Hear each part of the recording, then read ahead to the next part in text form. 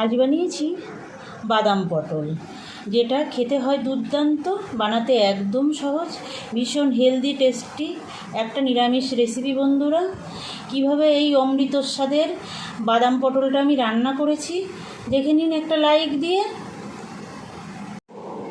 নমস্কার বন্ধুরা, জেবি কিচেনে সবাইকে স্বাগত। আশা করি সবাই ভালো আছেন। দেখুন তাহলে বাদাম পটল বানানোর জন্য আমি কি কি নিয়েছি। পটল তো নিয়েছি, বাদাম নিয়েছি, এটা কাঁচা বাদাম আমি 2 ঘন্টা আগে জলে ভিজিয়ে রেখেছিলাম। পোস্ত নিয়েছি, শুকনো লঙ্কার গুঁড়ো নিয়েছি, সানরাইজ শাহি গরম মশলা নিয়েছি, আর এখানে কাঁচা লঙ্কা নিয়েছি 6টা, ছোটো ছোটো লঙ্কা, সেজন্য 6টা নিয়েছি। আপনারা আপনাদের ইচ্ছা মতো দেবেন। আর এখানে 1 চামচ মতো চিনি নিয়েছি, একটু গোটা জিরে নিয়েছি, আর ধনের গুঁড়ো জিরের গুঁড়ো দুটো মিলে 1 চামচ নিয়েছি, হলুদ নিয়েছি, লবণ নিয়েছি, আর সাদা তেল নিয়েছি। আমি রান্নাটা সাদা তেলে করব, সেই জন্য সাদা তেল নিয়েছি। প্রথমে আমি এই পটলগুলো খোসা ছাড়িয়ে নেব।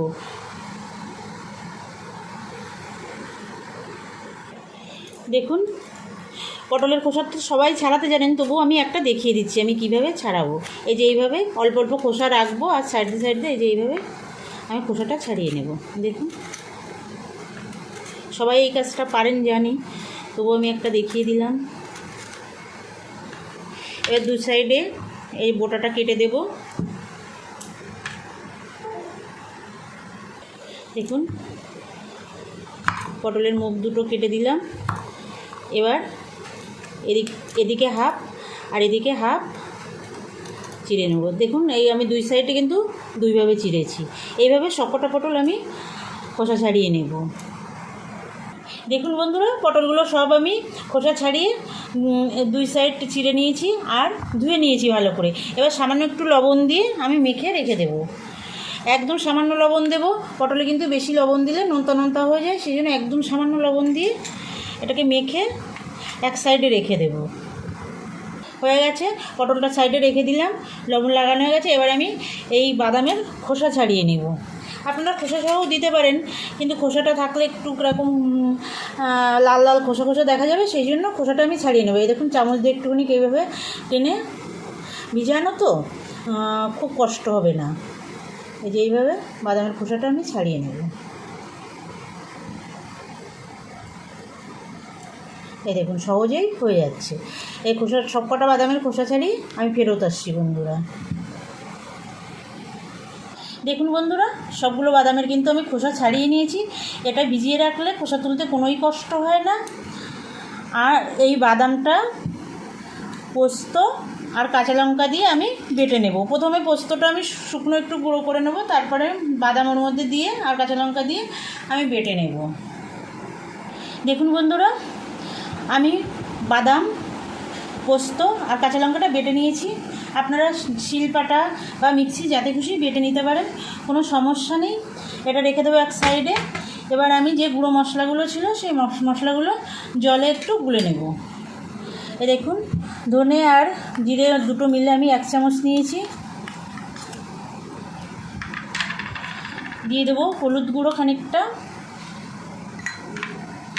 আর এই লাল লঙ্কার গুঁড়ো। লঙ্কাটা আপনারা আপনাদের স্বাদ মতো দেবেন বন্ধুরা। দুর্দান্ত হয় রান্নাটা, একবার বানিয়ে দেখবেন। ভাত, রুটি, পরোটা যার সঙ্গেই খাবেন না কেন, খুব সুন্দর লাগে। আর এটা কিন্তু কাঁচা বাদাম দিয়েই রান্না করার চেষ্টা করবেন বন্ধুরা, কাঁচা বাদামেই বেশি স্বাদ আসে। মশলাটা গোলানো হয়ে গেল, এবার এক সাইডে রেখে দেব। এবার চলে যাব মূল রান্নায়, তার জন্য চলে যাব গ্যাসের কাছে। দেখুন বন্ধুরা, গ্যাসে আমি কড়াই বসিয়ে দিয়েছি। এবার আমি সাদা তেল দিয়ে দেব। যেহেতু আমি সাদা তেলে রান্নাটা করছি, সাদা তেল দিয়ে দেবো। কিন্তু সরষের তেলেও কিন্তু এই রান্নাটা খুব ভালো হয়। আপনাদের যদি সরষের তেলে রান্না করতে ইচ্ছে হয়, করবেন, খুবই ভালো লাগে।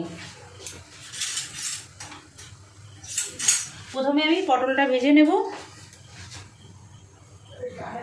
দেখুন বন্ধুরা, তেলটা তো গরম হয়ে গেছে, আমি এবার পটলগুলো ছেড়ে দেবো। সবগুলো পটল আমি একসঙ্গেই ভেজে নেব।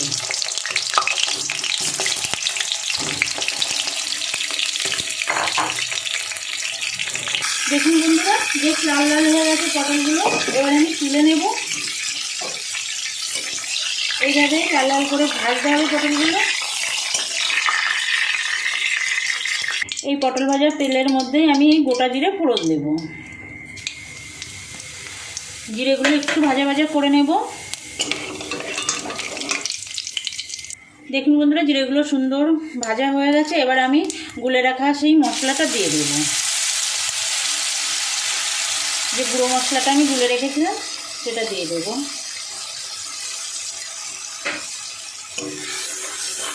একটু মিশিয়ে দেব, একটু কষাবো সামান্য। দেখুন বন্ধুরা, মশলা থেকে কিন্তু সুন্দর তেল ছেড়ে দিয়েছে। এবার আমি যে বাদাম আর পোস্ত কাঁচা লঙ্কা বেটে রেখেছিলাম সেটা দিয়ে দেব।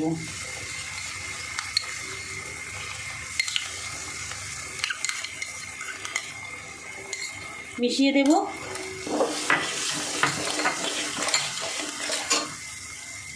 মশলার বাটিটা ধুয়ে একটু জল দিয়ে দেবো, দিয়ে এবার মশলাটা ভালো করে কষাবো।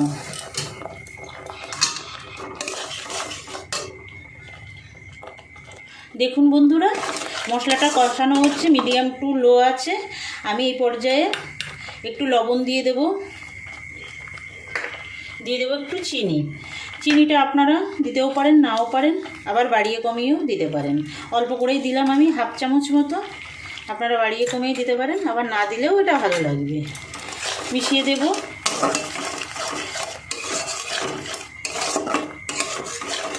যে সকল নতুন বন্ধুরা এখনও পর্যন্ত আমার চ্যানেলটা সাবস্ক্রাইব করেননি, আপনাদের কাছে অনুরোধ আমার চ্যানেলটা সাবস্ক্রাইব করে আমার সঙ্গে থাকবেন বন্ধুরা। আর বেল আইকনটা প্রেস করে রাখবেন। যখনই আমি কোনো নতুন রান্নার ভিডিও আপলোড করব আপনাদের কাছে নোটিফিকেশান চলে যাবে, আপনারা আপনাদের সময় মতো দেখে নিতে পারবেন।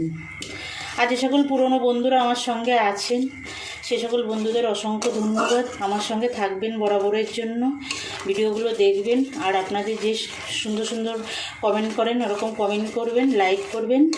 আর যদি আমার রান্না ভালো লাগে আপনাদের বন্ধুবান্ধব আত্মীয় স্বজনের কাছে শেয়ার করে দেবেন।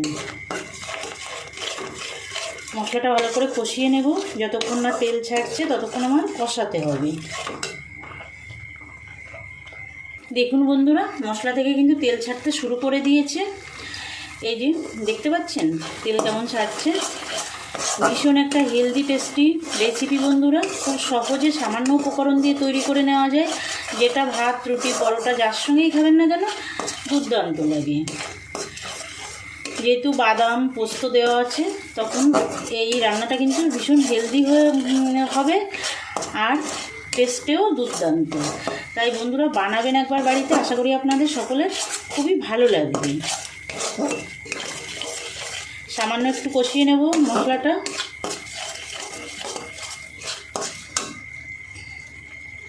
মশলাটা কিন্তু পুরোপুরি কষানো হয়ে গেছে। এবার আমি ভেজে রাখা পটলগুলো দিয়ে দেব, দিয়ে মশলার সঙ্গে একটু 2 মিনিট কষিয়ে নেব।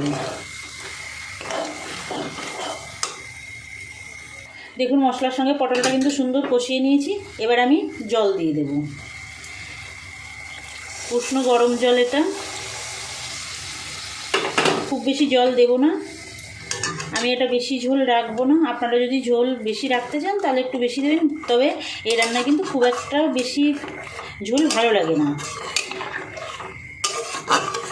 মোটামুটি ঝোলটা হলেই বেশি ভালো লাগে।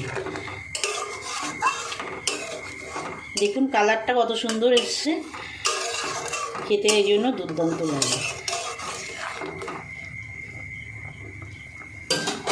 ঢাকা দিয়ে 2 মিনিট রান্না করে নেব। 2 মিনিট হয়ে গেছে বন্ধুরা, একটু দেখে নিন কি কেমন পর্যায়ে আছে। দেখুন কি দুর্দান্ত হয়েছে দেখতে। আর এবার আমি 1/2 চামচের একটু কম সানরাইজ শাহী গরম মশলার গুঁড়ো দিয়ে দেব, দিয়ে এটা মিশিয়ে দেব।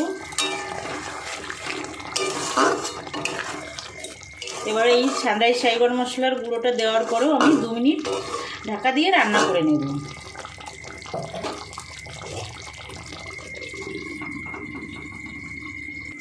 দেখুন বন্ধুরা রান্নাটা কিন্তু হয়ে গেছে। এবার আমি গ্যাস অফ করে দেব।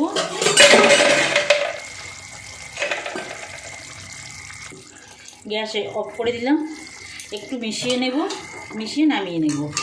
সম্পূর্ণ নিরামিষ এই রেসিপিটা, নিরামিষ দিনে যদি থাকে আর কিছুই লাগে না, ভাত, রুটি, পরোটার সঙ্গে এটাতেই খাওয়া হয়ে যায়। রেডি হয়ে গেছে। দেখুন বন্ধুরা, একদম রেডি হয়ে গেছে বাদাম পটল রেসিপিটি। এই অমৃত স্বাদের বাদাম পটল রেসিপিটি বানানোর অনুরোধ জানিয়ে আজকের ভিডিওটা এখানে শেষ করছি। আবার দেখা হবে নতুন রান্নার সঙ্গে। ভালো থাকবেন সবাই। নমস্কার।